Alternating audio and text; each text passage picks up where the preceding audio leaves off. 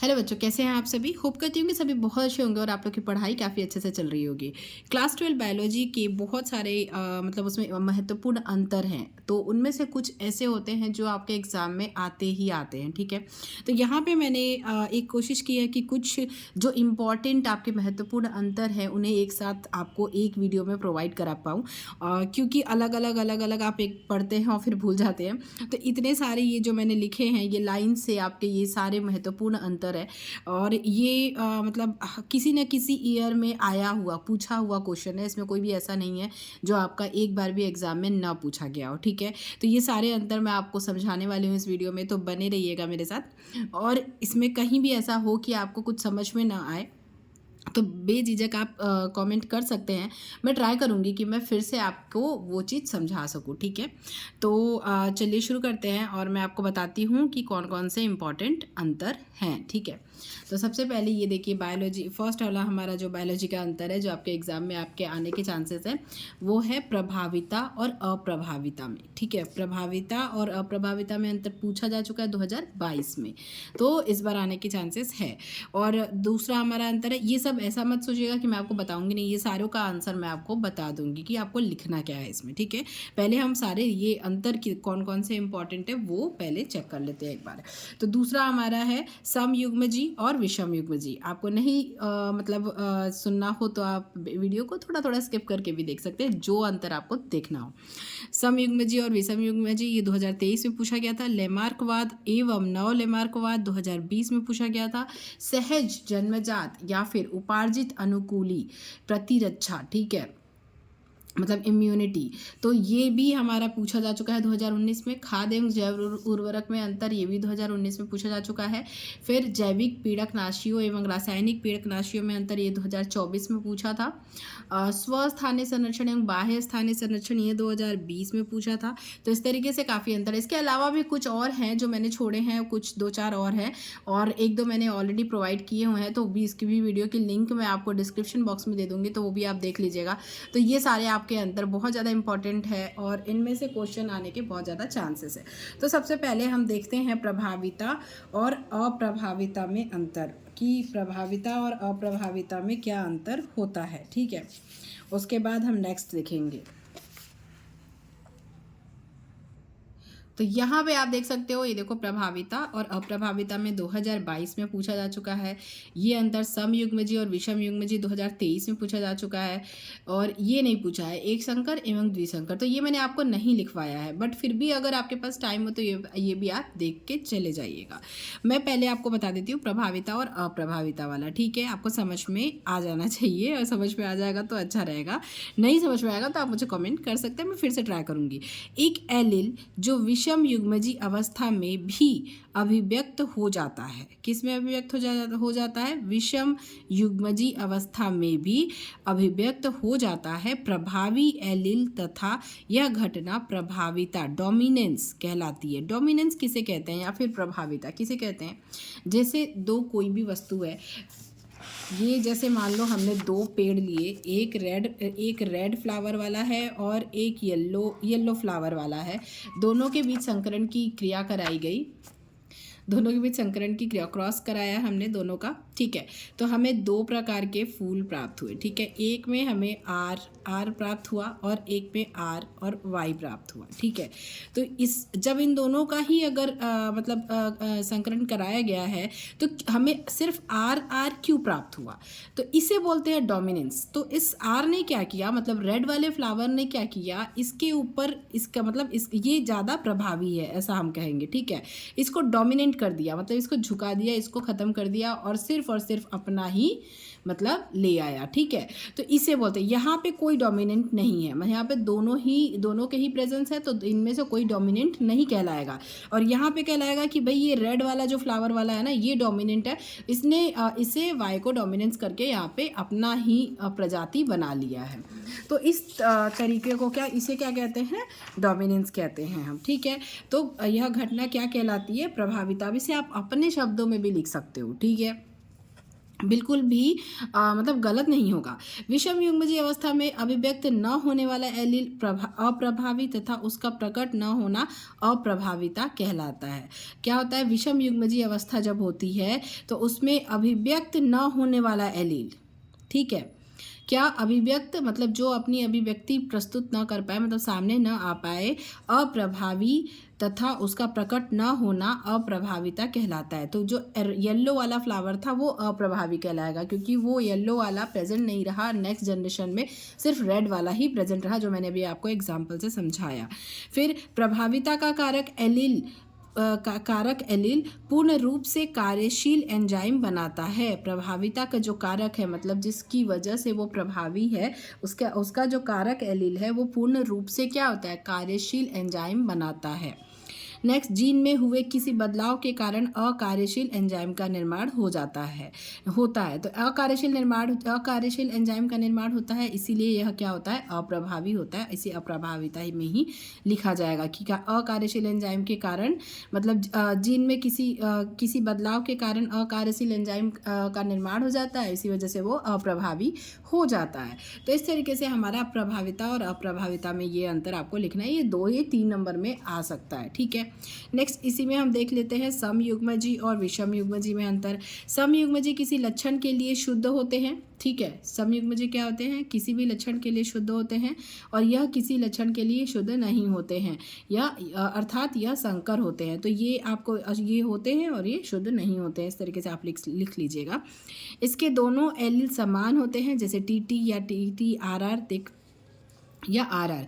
इसके एलील असमान होते हैं, टी मतलब कैपिटल टी और स्मॉल टी, और आर कैपिटल आर और स्मॉल आर, ठीक है, अलग अलग होते हैं एलील जो होते हैं। इनसे केवल एक प्रकार के युग्मकों का निर्माण होता है, और एक जीन की वंशागति में इसके 2 प्रकार के युग्मक बनते हैं, अलग अलग टाइप के, ठीक है। इनके स्वपरागण से केवल समयुग्मजी जीव बनते हैं, और इनमें स्वपरागण होने पर प्रभावी समयुग्मजी और विषम युग्मजी प्रभावी शंकर तथा अप्रभावी समयुग्मजी जीव बनते हैं। दोनों 2 टाइप के बनते हैं, इसलिए बता रहा है। अतिरिक्त ओज नहीं पाया जाता है, और इसमें शंकरों मतलब विषम युग्मजी होते हैं ये, क्योंकि तो इनमें अतिरिक्त ओज पाया जाता है। तो इस तरीके से ये हो गया समयुग्मजी, विषम युग्मजी और प्रभाविता और अप्रभाविता में अंतर। अब हम नेक्स्ट देख लेते हैं। नेक्स्ट हमारा इंपॉर्टेंट अंतर है लैमार्कवाद एवं नव लैमार्कवाद में अंतर लिखिए। तो देख लेते हैं इसका पहला पॉइंट, यह लैमार्क द्वारा प्रतिपादित विकासवाद का मूल रूप है, इसलिए इसे लैमार्कवाद कहते हैं। यह लैमार्क के मूल विकासवाद को आधुनिक ज्ञान के समकक्ष रखने हेतु उसका रूपांतरण है। मतलब ये लैमार्कवाद था, ठीक है, लैमार्क द्वारा प्रतिपादित था विकासवाद का मूल रूप, इसी को रूपांतरित कर दिया गया, मतलब इसका रूप चेंज कर दिया गया, इसे एडवांस थोड़ा आधुनिक बना गया, आधुनिक ज्ञान के हिसाब से इसे थोड़ा सा इसका चेंज कर दिया गया, तो इसलिए यह नव लैमार्कवाद हो गया।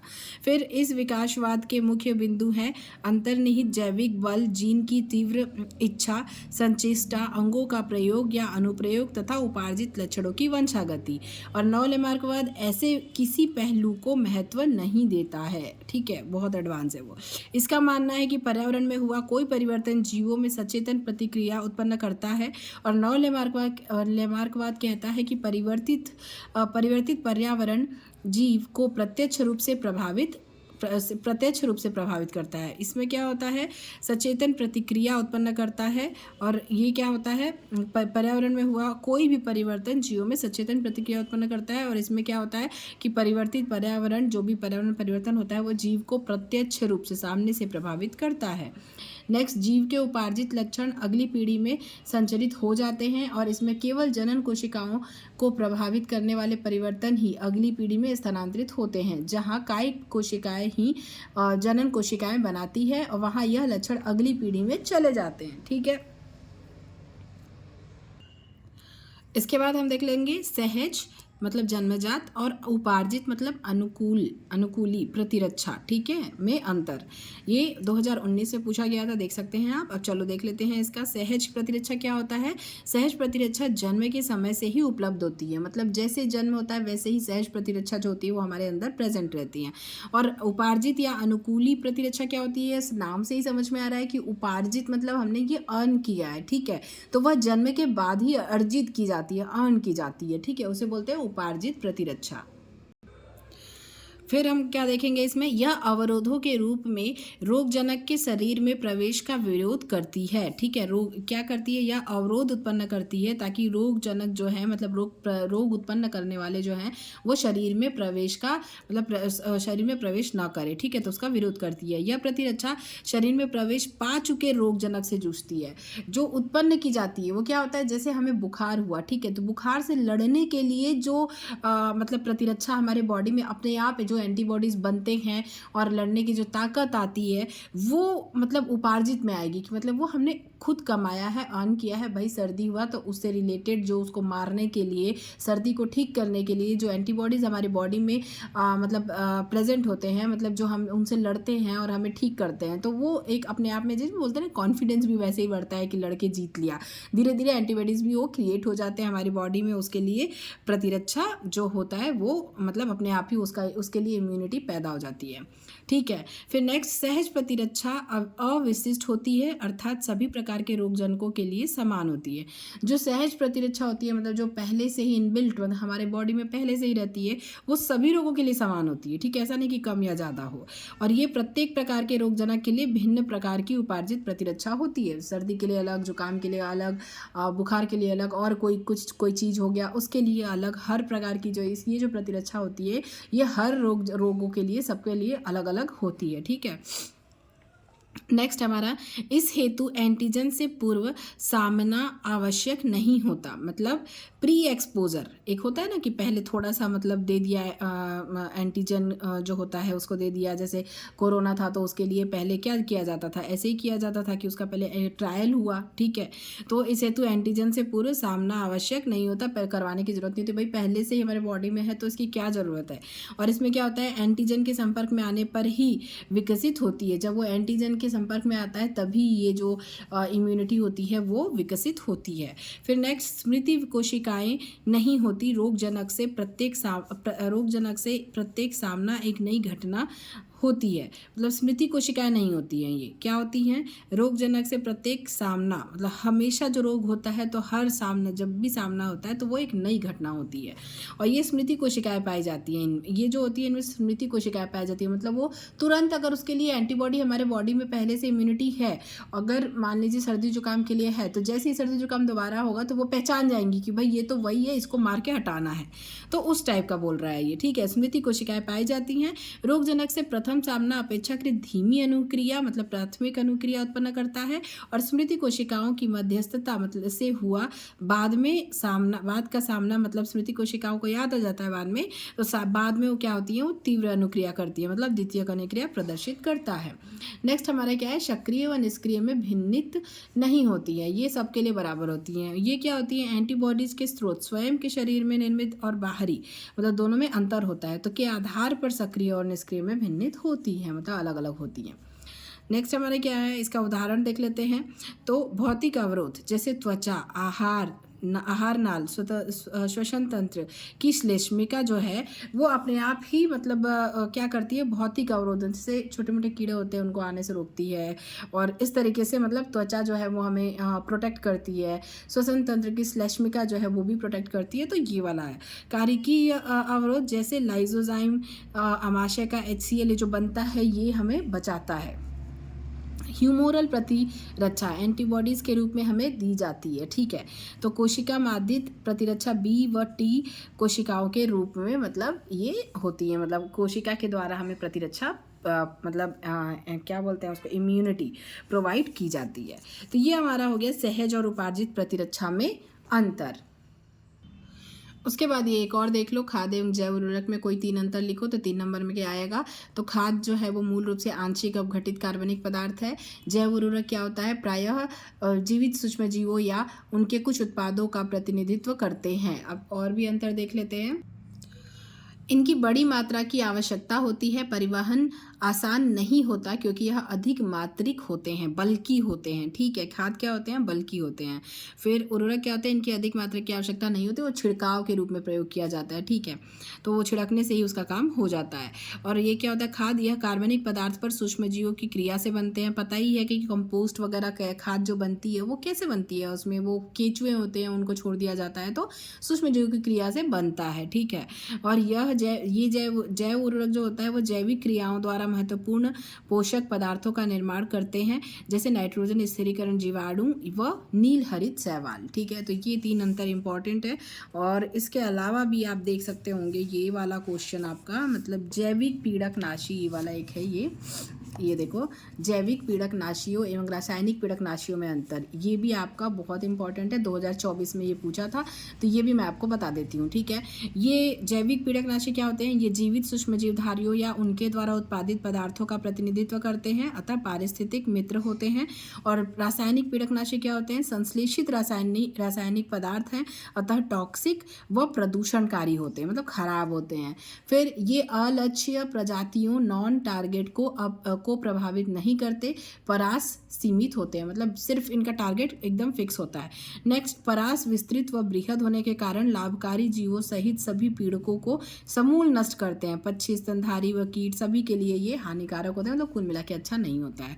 नेक्स्ट, जैव अपघटनी व अपेक्षाकृत सस्ते होते हैं। तो जैविक जो पीड़कनाशी होते हैं वो सस्ते होते हैं और जैव अपघटनीय होते हैं। और ये रासायनिक पीड़कनाशी जो होते हैं वो प्रायः अजैव अपघटनीय होते हैं और अपेक्षाकृत महंगे भी होते हैं। फिर पीड़कों में रोधकता विकसित नहीं होती। जैविक पीड़कनाशी से क्या होती है? जो पीड़क होते हैं उनमें रोधकता विकसित नहीं होती, और इसमें रासायनिक पीड़कनाशी में प्रायः पीड़कों में प्रतिरोधकता का विकास हो जाता है, मतलब वही एंटीबॉडीज का मतलब विकास हो जाता है, तो ये तो गलत है। तो ये हो गया इन दोनों में अंतर। इसके अलावा आपका क्या बचा? स्वस्थानीय संरक्षण, ये देख सकते हैं आप, ये देखिए नेक्स्ट एक क्या है? स्वस्थानीय संरक्षण एवं बाह्य स्थानीय, इन सीटू और इन विट्रो, तो ये आप देख लीजिएगा। तो इतने सारे ये हमारे अंतर हो गए, इम्पॉर्टेंट अंतर, जो कि आपके एग्ज़ाम पॉइंट ऑफ व्यू से काफ़ी इंपॉर्टेंट है। तो ये सारे देख लीजिएगा, मैंने एक ही वीडियो में कोशिश किया कि आपको पूरे अंतर बता दूं। वीडियो पसंद आई होगी, हेल्पफुल लगी होगी, तो वीडियो को लाइक कीजिएगा, दोस्तों के साथ शेयर कीजिएगा। चैनल पर नए हैं सो प्लीज़ चैनल को सब्सक्राइब जरूर कर लीजिएगा। Thank you, thanks for watching, all the best for exam.